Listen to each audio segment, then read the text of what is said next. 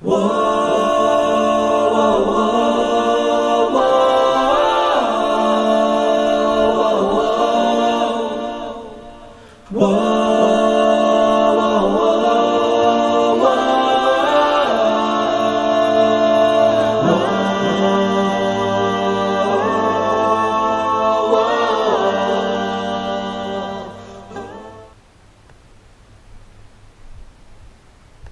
right, Shabbat Shalom, everybody. Apologies for the late start. A lot going on. Today we're still on redeeming your bloodline, but we're going to be going over the book of Baruch. We're not going to read all of it. There's 5 chapters.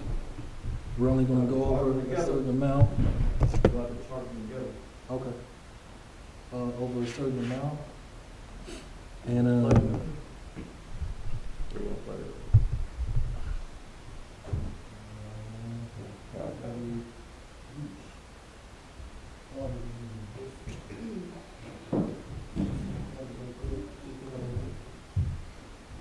all right, so today we're going over the book of Baruch. What do y'all know about Baruch? Who's Baruch? I ain't never heard of him. You definitely should know who he is. I like the name. Baruch. Baruch. So, they're the wrestler Farouk. That's who you know. Okay. I was thinking the same thing. So, Funny from Baruch. let me make sure one of y'all check to make sure the audio is working on. So Baruch is actually tied to one specific prophet. Guess who? No. No, that's why I say you specifically should know that. I don't know. What's your name? Oh, yeah, Jeremiah. Right, Jeremiah. He's specifically tied to, he was a scribe of the prophet Jeremiah or Jeremiah. I've never texted it. For real? Yeah. I didn't send the text, bro. He said his phone time. Yeah, you got to send that. So this is us continuing talking about the protocols of your salvation because it happens in captivity. You have to keep that in mind. Even when Mashiach came, he came to a people that were in their land, but they were in captivity at that time, right? They were occupied, right? The Roman or the Greco-Roman captivity. So there's a specific spirit or manner that comes upon certain people to be redeemed from that type of captivity while they're in bondage to oppressors, right? So Baruch 1. Yeah, Volume's good? Okay, so Baruch 1. It reads, these are the words of the book that Baruch, the son of Neriah, son of Messiah, son of Zedekiah, son of Hadesiah, son of Hilkiah, wrote in Babylon. Babylon. What does Babylon mean?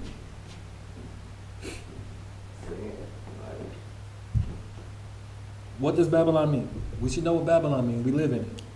Babylon means confusion by mixing. By definition, confusion by mixing of peoples, of languages, of theologies, philosophies, everything. You confuse everything up to where then here comes this one world religion and everything else, one world government, which is what they're going to try to do with this Abraham Accords. Do not forget that they're going to be pushing this Abraham Accords really tough, right? So again, Babylon is confusion by mixing, right? So in the 5th year, on the 7th day of the month, at the time when the Chaldeans took Jerusalem and burned it with fire. So even though it was the Babylonians, they were actually Chaldeans that were in Babylon. They were called Chaldeans back in the day that took over, right, with fire. Right. Oh, no. Well, you know, that's a different calendar. No. Baruch read the words of this book to Yocaniah, son of Jehoiakim, king of Yehuda or Judah, and to all the people who came to hear the book, and to the nobles and the princes, and to the elders, and to all the people, small and great, who lived in Babylon in the river Sud. So these are the ones that left from our ancestral homeland of Judea and got taken into captivity into Babylon. Right? Into Babylon. Then they what? They wept. And they what? Fasted. And fasted and prayed before Yahuwah. So this is the people that have been conquered, that are already in the lands of their captivity, and even they knew that they needed to do what? Pray. Fast, cry, Yeah. and pray. See what's going on over there. Every time we've gone into captivity, even when we were coming out of Egypt, our people understood this. Fasting and prayer is important. It's paramount to your survival. You talk about having the endurance to survive the things that's coming to America and the other lands that we're scattered to. Your prayer life is vital and important. This is how crazy this is. So I got like 3 different chapters of Baruch, but me and the Dakota, we got to talking and we literally got on that. Oh, yeah. Like our people, we don't realize how important prayer is. So before I really even get into anything, give her the mic and just talk about how prayer saved you when you were overseas in Iraq, in Babylon. Literally, I was Literally, and where your ancestors were at before, Yeah. in Babylon. Yeah. But praying Man. saved her. Boy, And the whole unit, Yeah. right? Okay, go ahead, sis. Alright, so me and bro was talking earlier and I was telling him that prayer is so important. And of course we start talking about veterans, etc. But my unit has 88 mics, truck drivers, we always ran MSR, convoys. So you would know. Yeah. So you got an 88 Mike that's a fueler, and you were a fuel specialist. Yes. Both of y'all were stationed in Iraq at different times, right? Yeah. Okay. I think what you know. 05, 06. Yep, I was there. Oh, y'all there at the same time? Okay. Yeah. So fine. So basically, every time we left out the MSR or the box, our squad would always pray. So that was a requirement that no matter where we stopped at, no matter how long it was, before we get in the trucks, after we got out of the trucks, we would pray together as a team. We had a couple of atheists with us that were just like, we're not going to pray with you guys. They respected us because, we just walked away, we did our thing, we prayed. There were so many instances where we did not know, well, they did not know how the protection or how did we get saved. So we had some instances where my truck, before leaving into Iraq, I forgot the location, it was right before you go to Kuwait, to, you know what I'm talking about? Border. Yeah, it's right there on the border, and you have to stop and check in, and they have to make sure the MSR is clear before they let the convoys go through. So my truck ran just fine. We had no issues. We did our PMCSs. We were ready to roll out. When So it was time to what does roll. PMCS stand for people that don't? Preventive maintenance and check services. Yes. So preventative maintenance checks and services is what you have to do before Yeah. you drive a vehicle out on the field. You better do it because you don't know if you're going to break down. It can be the difference between life and death, right? Yeah. Okay. That's with yourself as well. Yeah. So exactly, Yeah. we should be You should be- PMCSing ourselves every day. Every day. Right? My God. Right? So basically, we did our checks to make sure everything was good, make sure I was good. We were ready to roll out. We were the next convoy up. I went to start my truck. It didn't start. So I was just like, okay, try to start again. It didn't start. So of course they went ahead and was like, hey, we're having issues. Go ahead and let the other convoy go. So as they were letting the other convoy go, as soon as they passed through the gate, you just heard explosions, shootings, the helicopters coming out, POR running in. So that convoy that took our slot got attacked. Right So offhand. a convoy of people that weren't praying to the Most High took your slot Yeah. and they ended up getting bombarded with attacks. Yes. Literal, a fiery dart to the enemy. Right. But your convoy, y'all always pray before y'all went out. Every time. And then everything was good. It passed the PMCS check. Yep. And right when it was time for you to pull out, the Most High was like, nah, you ain't about to turn over. Exactly. You're my child. Yep. You are protected. You are still sown in Babylon because you understand the power that you have in prayer with your Father who is in heaven, your creator, right? Right. Okay, keep going. So basically, after everything died down and we were able to go again, like the mechanic came to my truck and he was like, there's nothing wrong. He tested the battery was fine. And when it was our time to roll out again, my truck started just perfectly fine. And we rolled through and got to our fob. But there was another incident we went to, and I tell you about this one. We were about to leave back down from Fallujah. One of our trucks, for some reason, had a flat all of a sudden. And we literally just did, everybody checked, everybody was good to go, and it was our turn to leave out. And of course, when you're leaving from north to south, you have to leave in the night. Yeah. And so when we were leaving out, we were literally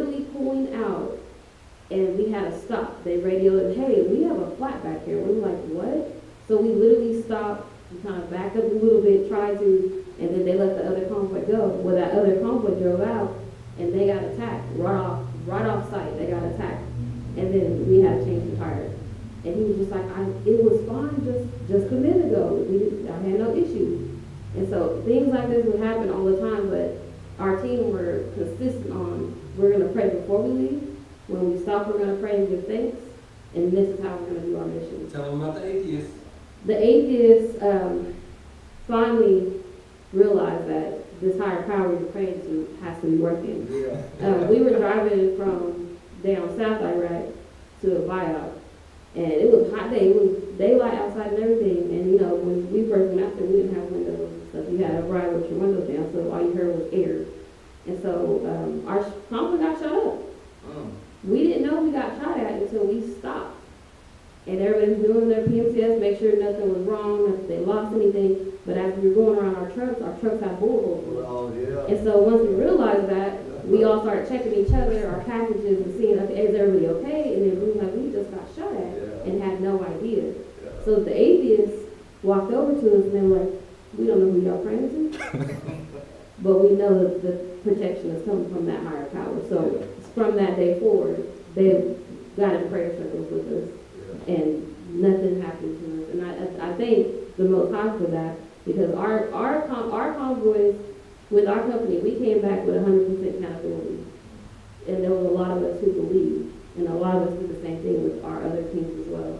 And then as soon as a new company came in to take over, because of their complacency, and I know that because of no prayer life, they between the 2 weeks that they started by themselves, they lost like 9 people on the same route that we were on. So prayer is everything.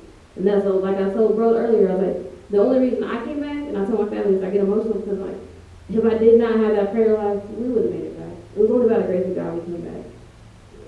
Because you know that thing's not promised. Yeah, You it's know, not. in hostile territory. Do you have any stories like that too, Jermaine, or no? Yep. Nah, I mean, I know some different stuff, but. Anytime did you remember that you prayed over right before, and then you ended up surviving something crazy? The first convoy I ever went on. Talk about your first convoy. Yeah. Talk about your first convoy then. Okay, so, you know, whenever you get over to country or whatever, you meet the units you're about to replace. Right. So, The old unit, right? like, we just got there overnight, so the next morning, they had a convoy. So, you know, whenever you do your first convoy, you do right seat ride, so you can see how the route is. And, that morning, before that, me, Ford, and Hamilton, we had left our, I say Jerome in the house. me, Ford, and Hamilton, we left our little, chew or barracks, whatever, to go get something to eat in the morning. Okay, walked through a big muddy field, it was rainy season, whatever. But the sun was out, and then we heard this boom, and then the siren started going off. So it was, incoming. Mm-hmm. It was a mortar round, and we in the middle of this big old field, this black, up armored LMTV. We all ran behind it, and that mortar round fell at least like 40 yards away from us. We was like, man, but it kept coming in. So it took about a few minutes or whatever. After that, we finally went to go eat. We were shell shocked. Yeah. We was like, man, it's a bad omen. Like, This is how we starting this this how we thing? started on our first full day here. So we went to go eat, we talked about what happened. Then finally went to the staging area, meeting with everybody else. And we could figure out who we riding with or whatever. So of course, you know, I prayed and Hamilton prayed before, and he didn't believe in, you know, praying or whatever. So on the first convoy, we got where we was going, everything was fine. But as soon as we got inside the next spot we was going to, we started getting RPGs. Like literally, bro, we could see them coming in. Now, what's RPGs for people that don't know? Propel grenades. So, You can shoot it off your shoulder. mm-hmm. So, you know, people was tripping. Like, people was tripping. Just say, put the mic up though. And then, so we went over there and chilled for a while, so everything calmed down. And then we finally decided to go back. This time I got hit by an IED in my vehicle. You know, so. And you're still on your first trip going around This everything. was my first convoy ever. All that stuff's happened. So I was shell shocked. So it was mortars, then it was RPGs, and then Yeah. you got a IED. That's almost everything. Yeah. So I didn't talk to Everything nobody but a for about camel. 2 days. Yeah. I didn't talk to nobody for about 2 days while I was shell shocked. I'm I'm like, man. Because then that Man. same time, you saw a lot of bloodshed that same day Reality too. set in, bro, yeah. So I thought, I was like, man, I don't know if I can do this, but I kept on praying though. So I stayed to myself for these 2 days so I could calm down and think and pray. But after that, I was good, but I kept on praying every time with it, I ain't gonna lie, so. But yeah, that's that. So again, both of y'all were in the same place our ancestors was at, in Babylon. And prayer brought y'all out of it, right? Yeah, buddy. So again, our ancestors were in captivity in Babylon, and they I don't knew. realize how scary it is once you get older. Yeah, Because I wanted to go. yeah. Like I know You were always a nut like that. Yeah, you wanted to be. Yeah. Until I got over there. He was like, "You sure you want to be here?" Like, what was I thinking, bro? He was like, "We gonna see. We gonna see if you really about that action." You asked for. Yeah, you got to be careful what you asking for, boy. Man. So again, even then though, in Babylon, our people understood that they needed to weep, they needed to fast, and they needed to pray, Yeah. right? But look at the nature of their prayer. So we're in chapter 1, we're going to go to verse 6. Oh, actually, you know what? Before we go to verse 6, Jerome, will you lead us in prayer? Dear gracious Heavenly Father, here we are again. Thank you have blessed us. And Father, thank you for the gathering. And Father, let something be taught today that we can use in our daily lives. And Father, guide us, lead us in the right direction that you want us to go in. Father, keep your hedge of protection around us. And Father, we need blessings actually in Son's name. The power of prayer, and I really want to lean on fasting real quick. As a tribe, it's about time for us to do another fast, a real fast, even if it's like a 3 or 7 day. It's time because we need the guidance to know on how we should be moving, because it's gonna get crazy. Like we talked about last time, it might be like, can we make it 4 years? Yeah. It may end up getting to that point. Yeah. It will. So we're gonna talk after, and we're gonna figure out a good time and a fast that we are all as a tribe gonna take on. So that doesn't mean no eating at all, Mhm. like nothing at all, period? Nothing. During like the whole day or like what we talking A fast, No, real fast. a real fast. Real fast. Yeah. All you do is drink something, drink some water. Yeah, you can drink some water if you want to, but no food. Well, Because I know during this will teach you how to put your flesh into subjection. I know during now it has nothing to do with us, but during Ramadan, like they don't eat or drink Until the until evening. Right. That's why I was wondering, are we doing that? No, we're not doing nothing Ramadan. I mean, I'm not saying Ramadan. I'm not saying Ramadan, but I'm saying I've never fasted, so I know. No.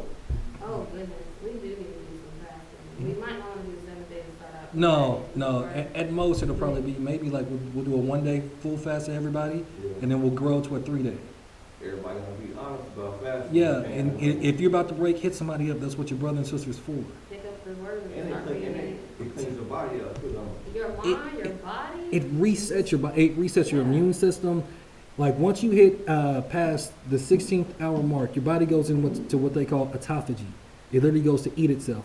It goes because your body is literal intelligence. Yeah. It goes and attacks the things that aren't working. Yep. And if it can recycle it, it'll recycle it brand new. If not, it'll just eradicate it. But fasting is important, especially to the body of Mashiach. We can't be living lives full of not fasting because we have not been fully regenerated, right? Even if you take the concept of Mashiach being in the grave 3 days, his body's full of autophagy. He comes back and he's regenerated. He's made anew, right? So again, it's time for us to start putting our flesh into subjection, and that includes our minds and our mouths, right? Go ahead.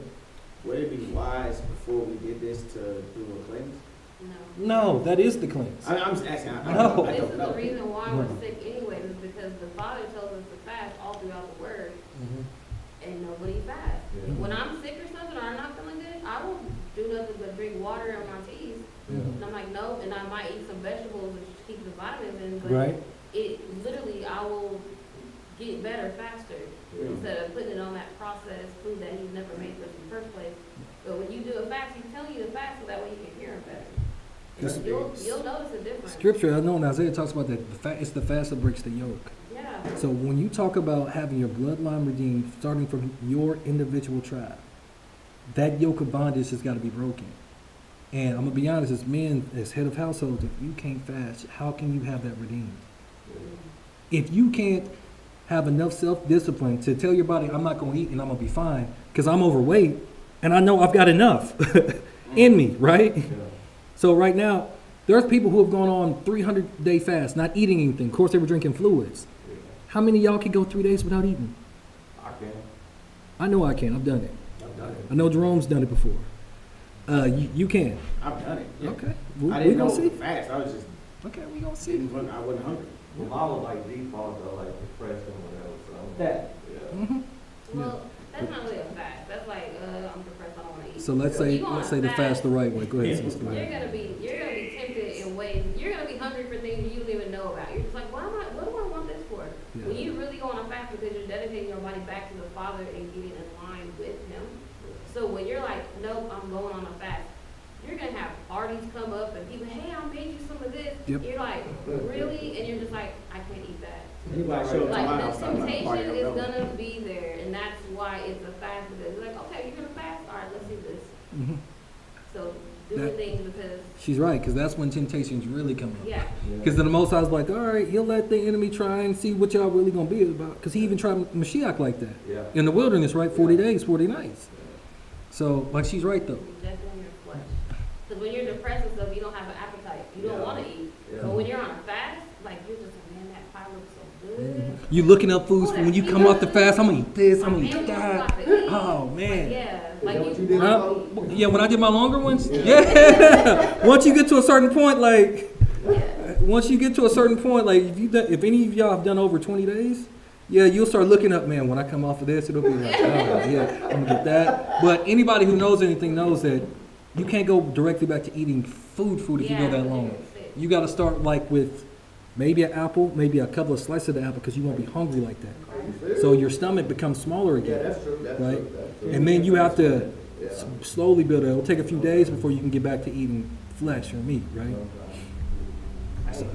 Yeah, so get ready. Like I said, after this, we're gonna talk about it. We're gonna pick a day just to do a tribal 1 day fast. Everybody's here and talk about it. No, we're gonna figure this thing out now. We're gonna put it out to everybody, Okay. and we're gonna have things that we're praying for and towards. That'll be our focus also. So again, they knew to weep, fast, and pray. They also knew other things, basics, if you will. Verse 6 says, they collected as much silver as they could give, right? And sent it to Jerusalem to the priest Jehoiakim, son of Hilkiah. So remember before when I said that even though our people were going to captivity, all of our people wouldn't necessarily go. There will always be some that would stay back, right? It was scared to leave. But the majority of the leadership would go. Because if you don't have no leaders, you don't have no nation, right? You got a whole bunch of naysayers. That's all you got, right? And sent it to Jerusalem to the priest Jehoiakim, son of Hilkiah, son of Shalom, the priest, and to the priest and to all the people who were present with him in Jerusalem. At the same time, on the 10th day of Sivan, Baruch took the vessels of the house of Yahuwah that had been carried away from the temple to return them to the land of Yehudah. The silver vessels that Zedekiah, son of Josiah, king of Yehudah, had made. After King Nebuchadnezzar of Babylon had carried away from Jerusalem Jeconiah and the princes, I told you leadership, it says, and the prisoners, they were prisoners of war, and the nobles, and the people of the land, and brought them to Babylon. So why, so they're fasting, they're praying, they're weeping. Why are they collecting all this silver and money? Why? Buy their freedom or something, I don't know. I'm just asking. So you think to buy the freedom, okay? What about you, Brandon? I'm sorry, I was reading. Huh? I I mean- was reading ahead, my bad. Or maybe to build another idol. They don't build- You said maybe to build another item, because you don't really know where they're at. Yeah. I mean, if I answer the question, I'd be cheating, so. Okay. So he said, Oh, you read the last one? yeah. I read ahead. They said, okay, so this is a letter to Jerusalem, right? So after they sent this, they wrote this letter with it. They said, here we send you silver, so buy with the silver burnt offerings, and for sin and incense, and prepare a grain offering, and offer them on the altar of Yahuwah our Lord. Why did they want them to buy these sacrifices to offer it up to the Most High? Go ahead. It said it for sin. Hmm? It said Burnt offerings and for sin. That's what I said. Oh, never mind. All right. That's work. So why are they pulling their money together to buy these things? Like a sacrifice Right, to the Most High. right. Because they are in sin and because they're in the lands of their captivity. So why is it that these people that are in Babylon, Iraq, like y'all two were at, right? Why is it they can willfully do this thing, give this sacrifice up, so prayers can come up as a sweet savor to the Most High, right? So they can be saved or redeemed. But for a lot of us, it's hard for us to give money to the kingdom. Why is that? Why is it so hard for us to be consistent? We can be consistent with Netflix, Amazon, Kindle, everything else you can think of. But when it comes to things that have to do with the assembly, or the not the temple, the assembly of the Most High, we're lacking. Yeah. Why? It's not one of those things to where somebody's like, this mandate, you got to give $100 tithe, and then you got to have $200 offerings, and it better be every week. Can I get an amen? Ain't none of that going on over here. Huh? This is how crazy this is, because me and Sis was talking before everybody got here, and just like look at your actual life. Take a step back and actually look at it. Were there things that you said that you were going to do before the Most High that you didn't do? Was it? When you think about the things that you don't have now, why is it? What are you not doing? Why are you not keeping your vow to the Most High? This is self-reflection to everybody. What vow did you make to the Most High that you're not keeping now? You're being honest. You're being honest. What vow have you made to the Most High? I want everybody to really think about what I'm saying. What did you tell the Most High that if He let you have such and such, you were going to do what? And you wonder why your life is lacking in the things that you really need or want. Think about it. The Most High literally wills for you to have the desires of your heart, but you got to be honest. You keep thinking, we were talking earlier, like He's a genie. Keep thinking that He's always going to be around. Do y'all not see what's going on in 2025? Like that He's just always going to be on the main line, just waiting for you to get it right. He's just going to wait for you to get it right. You out of millions and billions of people. Look at how arrogant this American mind has made us. The Most High is literally just waiting on you to get it right. And then once you get it right, all hell is going to break loose. Now, when I say you, I'm not talking about as a nation. I'm talking about as an individual. Y'all need to get over yourself. This is for everybody, myself included. This American mind makes us so self-centered to where we overly conflate our importance to the Most High. He don't need us. He didn't need our ancestors. That's the reason why we're here now. Arrogance. Selfishness. Lovers of money. Now, don't get me wrong. Money answers all things. But some people covet money so much it is a god to them. And once that happens, you are in sin and you are in iniquity. And that needs to be purged. That's why we're going to go on a fast. Because for some people, even little bitty steps that we're trying to make as a tribe is just too big. It's just too much. Oh, I can't do that because of all these bills. Your bills is your God. Your bills is your allure. When the Most High wants to give you way more than that. But you won't get right. You won't fulfill your vow. You won't admit your shortcomings to the Most High. We weren't even going to go on all that today. This is wild, man, because you just sit back and think like, He's still giving you money every month, whether it's a job or other benefits. He's still providing a way for you to get everything that you need, and you still won't fulfill your vow to the Most High. And I'm talking about basics, or even your vow to the tribe. Because if you lie to the tribe, it's like you're lying to the Most High. Right? It'd be simple stuff, and you wonder why you stay in the same ruts and same cycles. Somebody go to Luke 6. Somebody go to Luke 6. This ain't in here. Luke 6. Somebody go to verse like 37 and 38. So what? No, like the stuff, it gets old because we're supposed to be maturing now. But we still want to act like children, even though we're adults. Like it's time for maturity. It's time for us to move forward. We all got kids. What verse? So start at verse 37 and read 37 and 38. If I'm not mistaken, I think it's those two.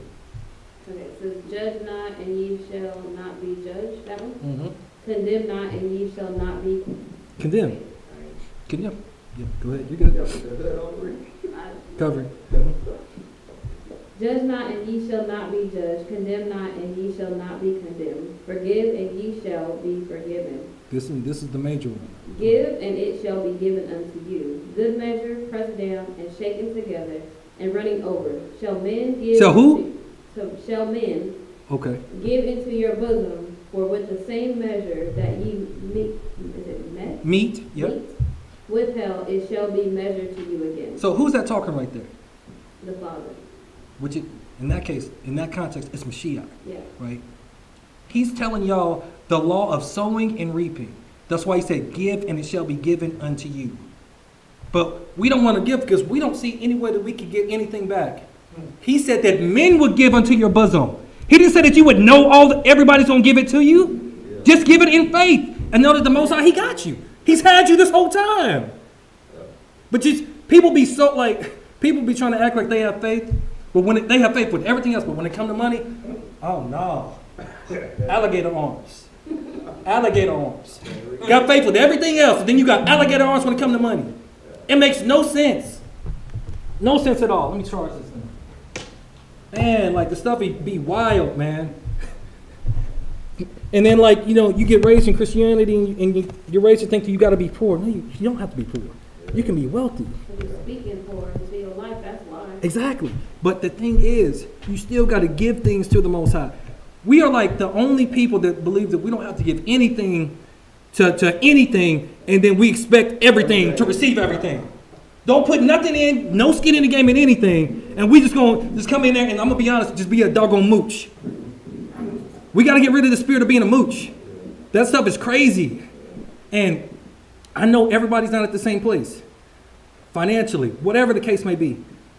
But do you ever see yourself outside of that financial situation? Or every time when you look at your family and your bills that have become your God, is that the only situation that you see yourself in? Because your Creator, you can't put him in a box. He's outside of that. We get so comfortable with misery. Go ahead, sis. Go I ahead. got something for that giving part. Go ahead. I love that verse, even though I didn't know where it was, but I knew what it said. Last year, I was telling Jerome, I kept saying every time I gave something, or we gave something to somebody, I said, this is the season to give. This is our season. The Father's putting on my heart, this is the season to give. So if somebody needed something. Jerome's like, yes, she's saying. Yeah. Or I would be like, hey, ask the kids if they need something. Like this is the season. I kept saying that, not knowing when that was going to come back. It didn't matter. I just knew that the Father was like, the season to give. So we kept giving, and it wasn't just like we were just balling out. Like if somebody was in need of something, we were just like, here, let's see if they need this. Here, it's okay, here to have this. Well, come forward. Well, I got the VA owed me some money for my education. Hey, They were like, hey, yeah, we can do this, and they gave that back to me. And then I got something from, was it the mortgage company or something? I had like 3 different checks. And one of the companies I dealt with a long time ago sent me a check for a lawsuit they were going through. I had nothing. I was like, what? So you didn't know the men that worked there, No. but they still gave it to your bosom, Yes. just because you gave. Yes. So I was like, babe, this is the blessing. This right here. I said, this is why you stay faithful. When the Father tells you, this is your season to give. You might not even have it in your pocket to give, but like that obedience. And I was just like, he's just telling me, keep sowing, keep sowing. And then it came right back. And I was just like, see, look, that is nothing but being obedient. And the Father telling me, hey, when I tell you, I got you. And that's literally what he did. So that season of giving or give and you shall receive, that's true. I mean, that's like literally my whole life, really. But I mean, I just wanted to add that in there because I was like, that's so true. Yeah, I mean, I'm not mad at you because, Jamal, you can attest, a few years ago when the COVID thing was really going on crazy, I resigned from the VA because I wasn't about to take something in me that wasn't of the Most High. And while I resigned and don't really have money coming in, me and my wife, we remodeled the house. Yeah. The Most High just kept providing money and providing money, but we would still be giving. Yeah. This is a universal law of giving and receiving.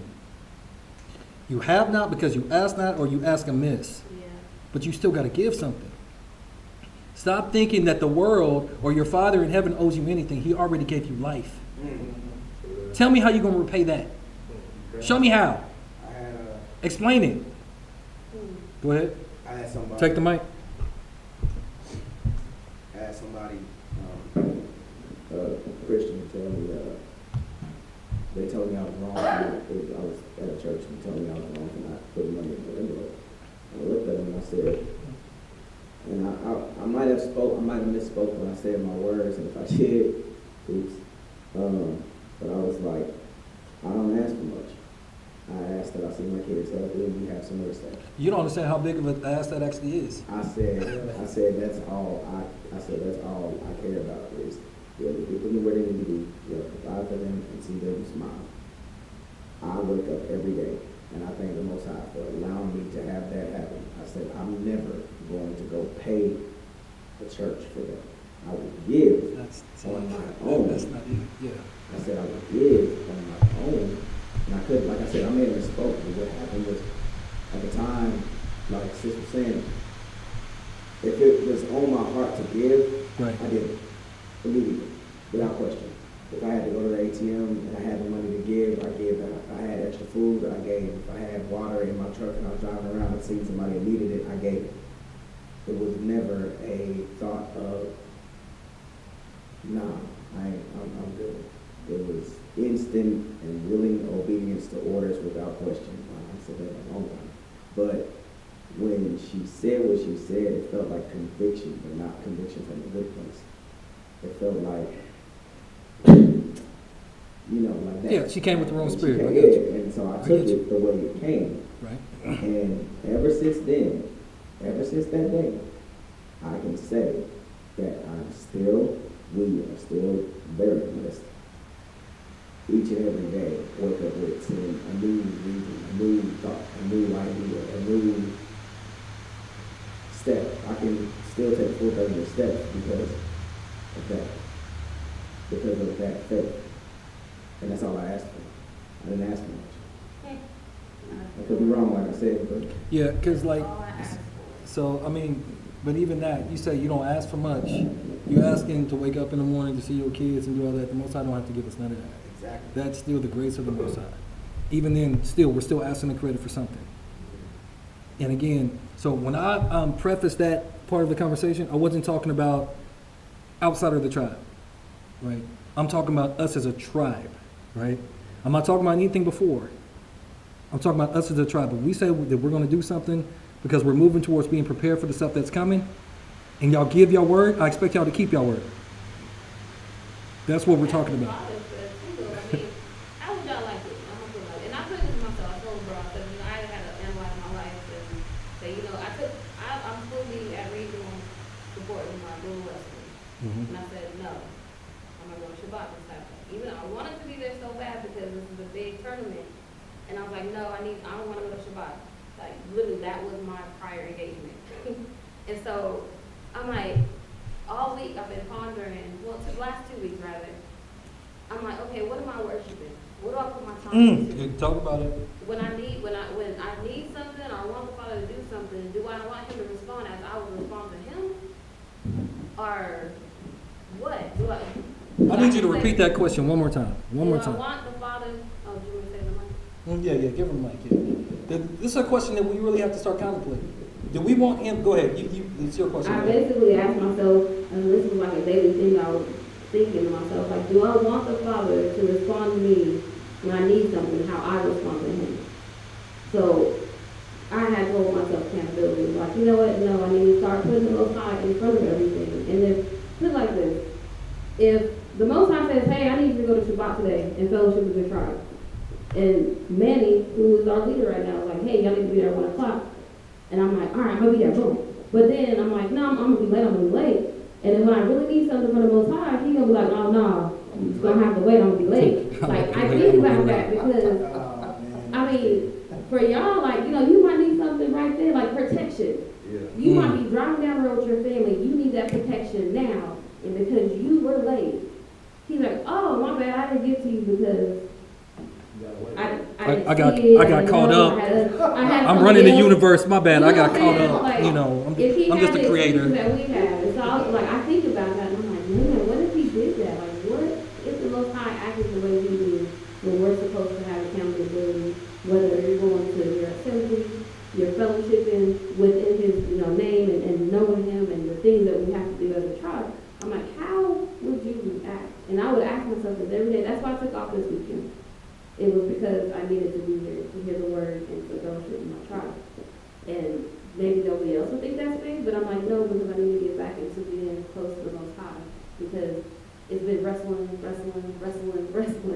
and I love the babies, but I'm like, the Father comes first. But you could discern the wrestling. A lot of times we be wrestling with stuff and we just let that other thing win, just like, all right, well, Yeah. ain't nobody else really gonna say nothing, gonna do nothing, I'm just gonna go ahead and do this, ain't nobody paying attention. But she has that enough discernment to be like, no, I need a reset. Yeah. And that's really what a fast is, right? It's a recess. And when we come together, it's a Shabbat. Shabbat means rest. It should be a reset. So yeah, we should be honoring each other's time, right? Like she was talking about being on time. There's times people here an hour and a half late, 2 hours late, and I'm just expected to stay here and just wait. So there's gonna be some changes with that, right? I'm gonna go out the Most High leads me, but we gotta be accountable. If we give our word as men, we have to keep it. Or if something comes up, quick text message, call, something. Like, it's not a big deal because we know that life be lifing. Yeah. But a lot of times it just be the blatancy that you can tell sometimes people are just used to be like getting away with murder or mooching. Like, I don't know. It kind of baffles me sometimes. But in Babylon, there's supposed to be a change that happens to us, right? We're not supposed to keep the nature of Babylon forever, right? So they collected as much silver as each could give. Oh, we read all that, didn't we? Yeah. Okay, my bad. Let me go to the next slide, my bad. So I'm going to read that last verse, verse 10. They said, "Here send we you silver. So buy with the silver burnt offerings, and for sin, and incense, and prepare a grain offering, and offer them on the altar of Yahuwah our Elul," taking that accountability. "And pray for the life of the king, Nebuchadnezzar, of Babylon, and for the life of his son, Belshazzar, so that their days on earth may be like the days of heaven." Now, you must be wondering, why would they be praying for the rulership in Babylon? That the days would be long. The next verse. "Yahuwah will give us strength and light to our eyes. We shall live under the protection of the king Nebuchadnezzar of Babylon, and under the protection of his son Belshazzar. And we shall serve them many days and find favor in their sight." One thing that we should still be praying is for favor over our lives, over our children's lives, over our spouses' lives. Because we don't know how quickly this thing is probably going to turn. So in case y'all are not aware, there's some videos I couldn't put in here. Trump has a 12-year plan. He has a 12-year plan. Take that as you will. Hopefully I'm able to get that in there, and then maybe tomorrow I'll post a video so we can talk about it. But he's got a 12-year plan. And go ahead. Did any one of y'all see the video of Elon Musk's son talking to Trump? I like why he make The little boy. Yeah. Yeah. When he's making the what? He was signing off on with the paper. No, I didn't see that. What Yeah, happened? Musk and his son was right there and stuff, on the show, like talking or whatever. Yeah, because like then it started going on in the news media. Oh, President Musk. What? They were making fun of Trump, talking about that Musk is actually the one running Yeah. everything behind the scenes. Yes. His son said, "You're not the president, you need to leave." What? That's what he said? Yeah. And then told him to shut up, said some choice words, right? Shut up. Did you do educational purposes? They said Fair use. This is for educational training purposes. See, this is why you need to try. I completely forgot. Well, we know the president is just a political figurehead. There's always, even, do y'all remember in school, like in history, they would tell you about this hidden hand, right? When you're reading those books, you're like, oh, there's a hidden hand, there's a shadow government that really runs everything. So again, Trump is just the political figurehead, nothing more.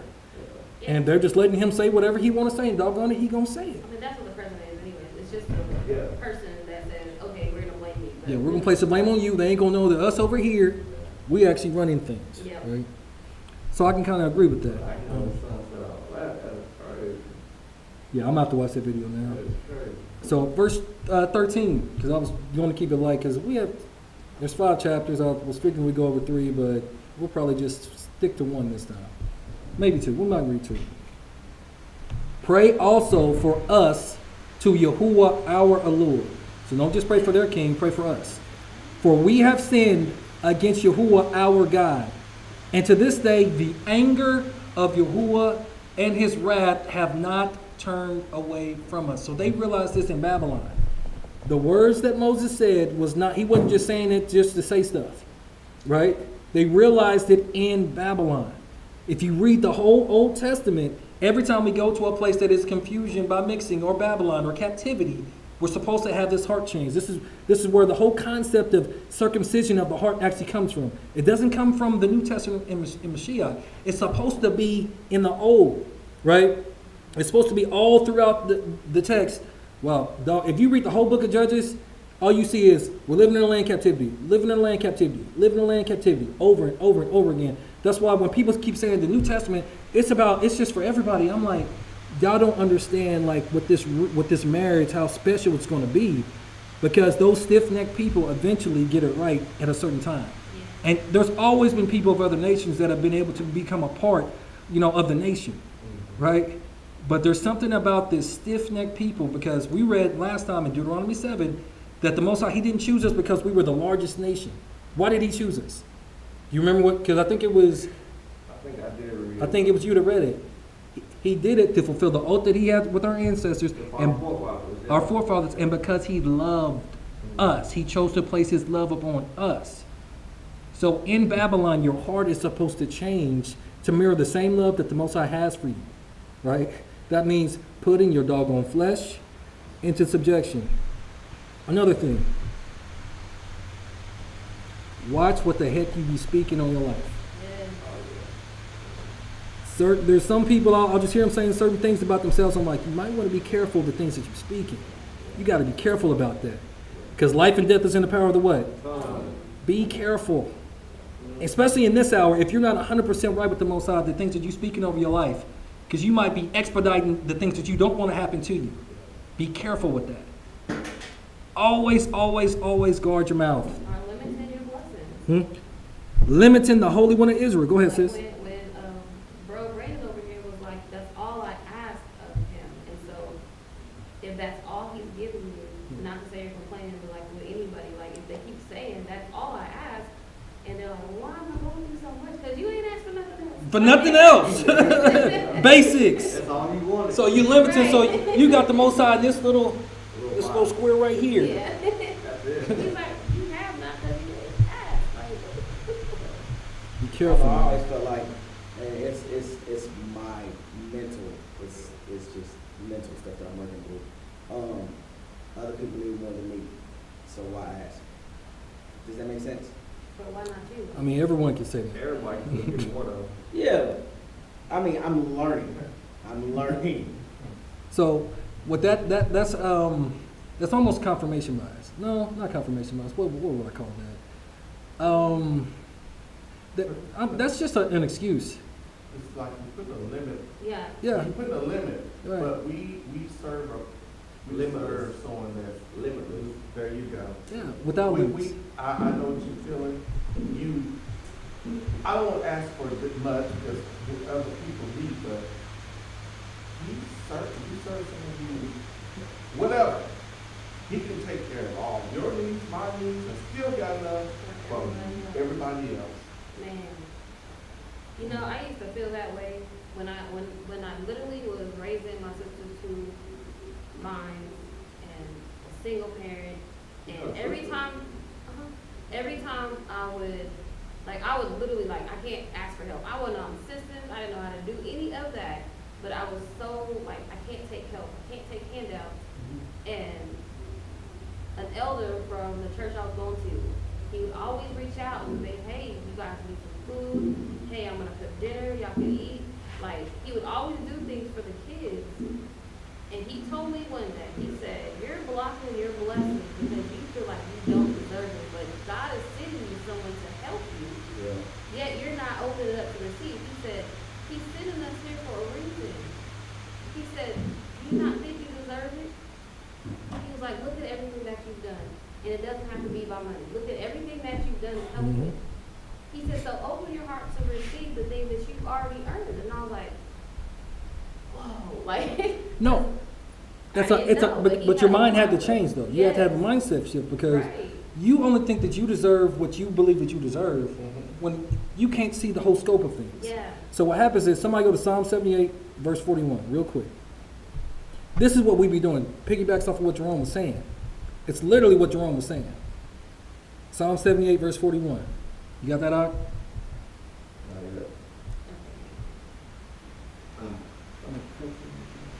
Yeah, I know. That's what people like to do when you at Shabbat.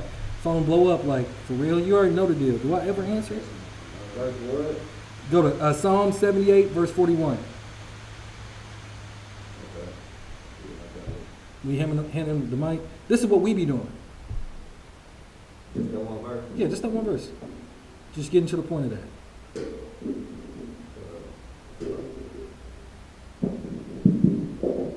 Yea, they turned back and tempted Yah, and limited the Holy One of Israel. That's what happened when we be thinking that we know what's best for us. Because the Most High, He be sending us people to help us Yeah. financially or get stuff done, and we be like, oh no, I got it, it's okay. Yeah. Now, you got to have discernment because everybody that's coming ain't your friend. But Right. sometimes the Most High will send your enemy to do His bidding. Yeah, for real. Yeah. Because He did say that He will make your enemies your what? Your footstool. So get out your own way sometime. Because again, we got. It's not even just asking, start believing the Most High for more. Because like that question that you said, the only thing I ask for is if I can get up in the morning, see my kids, and get them where they need to go. How many people, parents, didn't wake up today and wish that they could ask that question?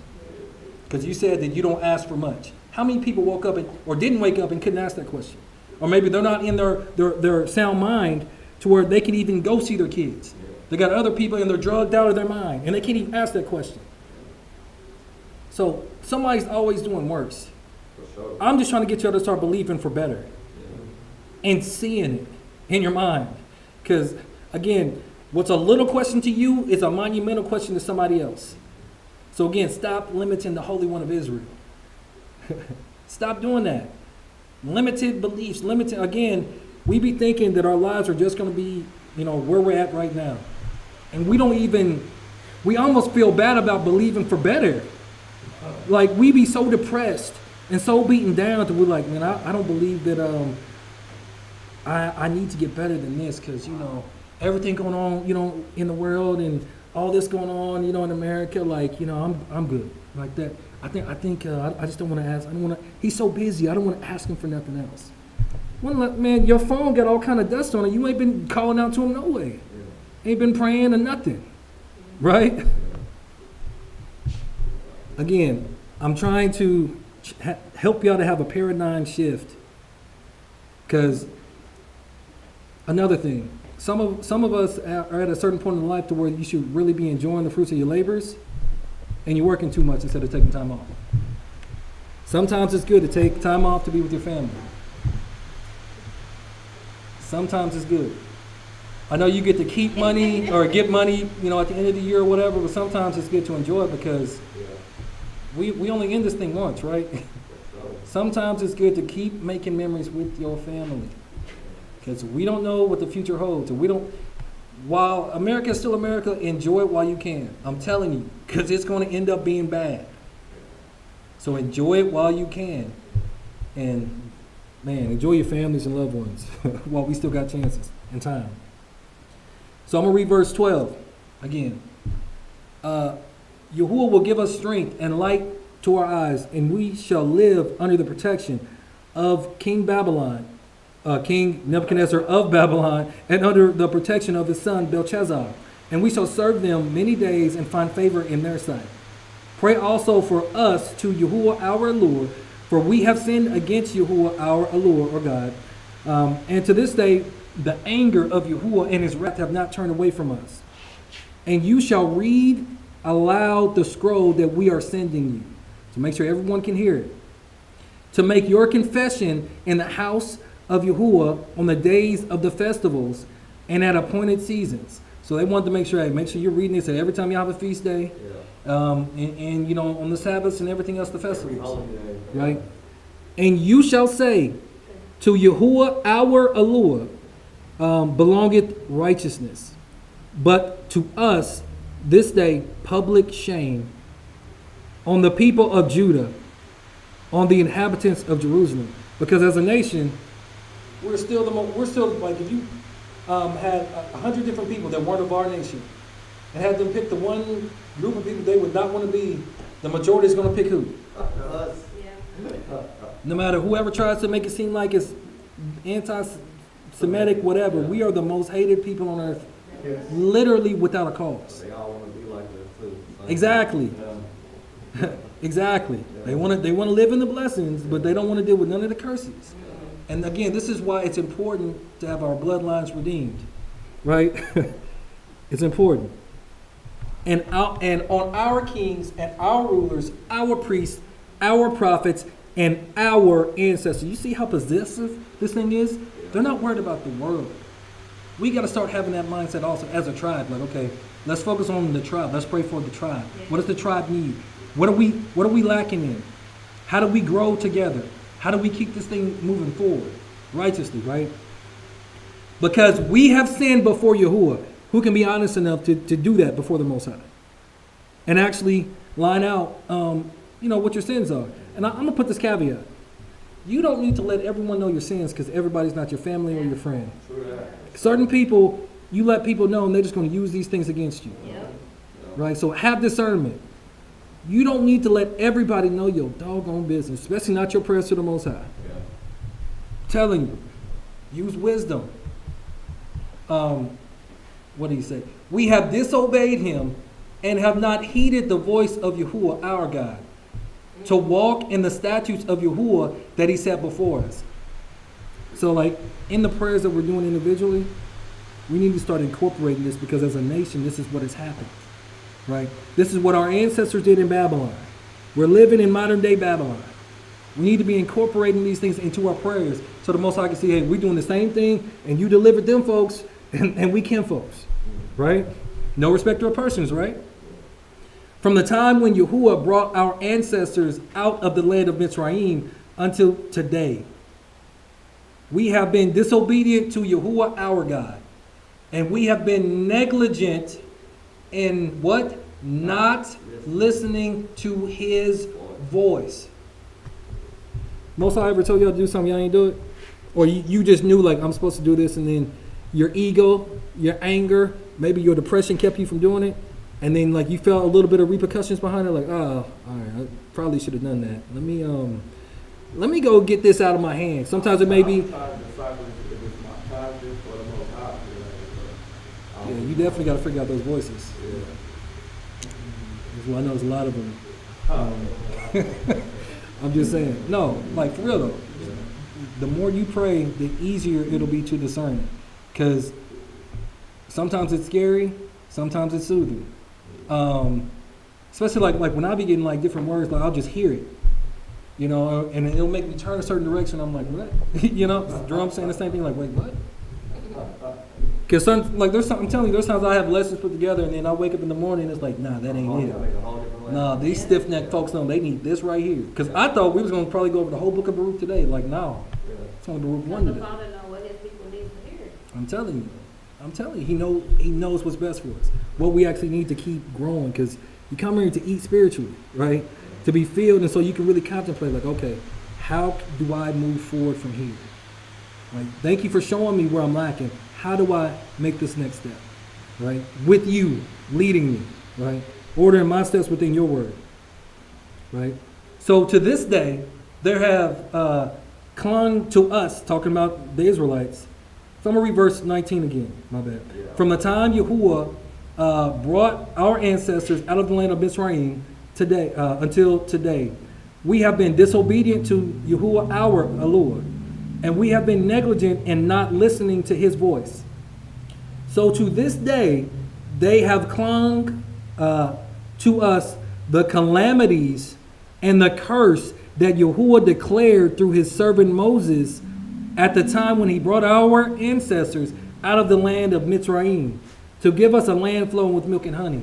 So from the time that happens, iniquities cling to us. And then they cling to our descendants to the third and fourth generation.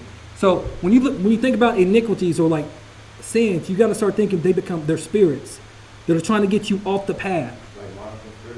Monitoring spirits. There you go. Because all they'll do is they'll just put a deception or a distraction in front of you and see if you've actually grown enough to finally be like, no, I'm not going down that road no more. I already know this is just going to lead to shame, to continue being in captivity because I'm a slave to this sin, right? That's why these monitoring spirits, when they see you about to elevate, that's when the temptation becomes that much greater. Like, no. Or the fear. Huh? Or the fear. Oh, yeah, the fear, right. That's exactly why. Because the Most High, he just wants to see, like, okay, you're showing me this, but if I put that same thing in front of you, what are you going to do? Are you going to choose me or are you going to choose that? I'm trying to see if you can discern who your God is. Ooh, wow. That's what he be trying to do. Trying to figure out, like, okay, I'm going to see. Because you're telling me with your lips, I'm going to see if you're going to honor me with your heart and with your mind. Yeah. Huh? Action. Always need actions, right? We did not listen to the voice of Yahuwah our Eluah and all the words of the prophets, whom he sent to us. But all of us followed the intent of our own wicked hearts by serving other gods and doing what is evil in the sight of Yahuwah our God. So, and if you don't know, that is the literal religion of Satanism. Do what thou wilt is the whole of the law. Right? That's what they did. They followed their own wicked imaginations, serving everything else but the Creator. Right? I was surprised, yeah. What's up, sis? Mine just worded different. When I read it, I was like, ooh. Wait, what is it? What is it? How Are does you it? on the 22nd verse? Yeah, 21st. Oh, okay. When I read it, oh. You ahead. Yeah, there's only 21 verses. Right? Does yours have a 22nd verse? Mine has 22. Oh, well, read the 22nd. Mine didn't when I went Oh, on. yeah, it does right there. But all of us. Oh, Oh, yeah. It's all in one. oh, my bad. I thought I'd already. Okay. I was like, wait a minute. No, it just like, So it is 22 verses. just says, but every man follow the imagination of his own wicked heart to serve strange gods and to do evil in the sight of the Lord. I read that, I was like, ooh. Yeah, that's my bad because I thought normally I hit the enter. I guess I didn't. My bad. But yeah, that imagination, it can be a great weapon, Yeah. but that weapon can also lead to your downfall. You have to even control that because that's what I'm talking about. Like when I hear like a voice coming to me trying to tell me something crazy, I'm like, I'm not about to do all that. And then you know what comes right behind that? Yeah. An image, which is your imagination. Yeah. Or maybe you doing some wickedness to somebody Yeah. or something like you gotta change that. You gotta fight that. You gotta replace those images. Especially talking about being a head of a household and you can't even put that into subjection, like, especially at the right time. Like, man, things we all got to work on because you cannot let those negative images of yourself stay and just stand there. Because if you don't do anything, then that's who you are. And that's who you will always be. You have to replace those images. You have to do that work. It's your mind. It's your dominion, right? You have to take that control of that. Nobody can do it for you. Yeah. Positive affirmations, they can help, but they won't do it for you. Reading the word can help, but you have to actively change these images that you have of yourself. You have to. Like we're talking about believing for more, wanting more. You know, you have to start because again, where we're at now, 5 years from now, the Most High don't want us to be in that same place. Yeah. He wants to see progression. Because if you're in the same place, that means that you're neither hot nor cold. That means you're lukewarm. Scripture says that he would spit you out. So I'm just saying, he'd rather that you be hot or cold. Pick one, right? So we're going to stop it on chapter 1 today. Does that make sense? We good? Yeah. All right. Jerome, you mind praying us out? Aki. Dear gracious God, Father, who is in the name of justice, dear Father, thank you for the lesson today. Thank you for what the word that was brought to us, dear Father. Dear Father, we depart from this assembly, dear Father. Be with us. Dear Father, as Father, homes better than what we left, dear Father. Touch us individually, and bless us better than the Father, dear Father. We bless us in the Son and the Spirit. Amen. So we are Yehuda. This is YAH'S Assembly. Please subscribe, hit the notification bell, like and share our content. And as always, until next time, Shalom, tribe. Whoa.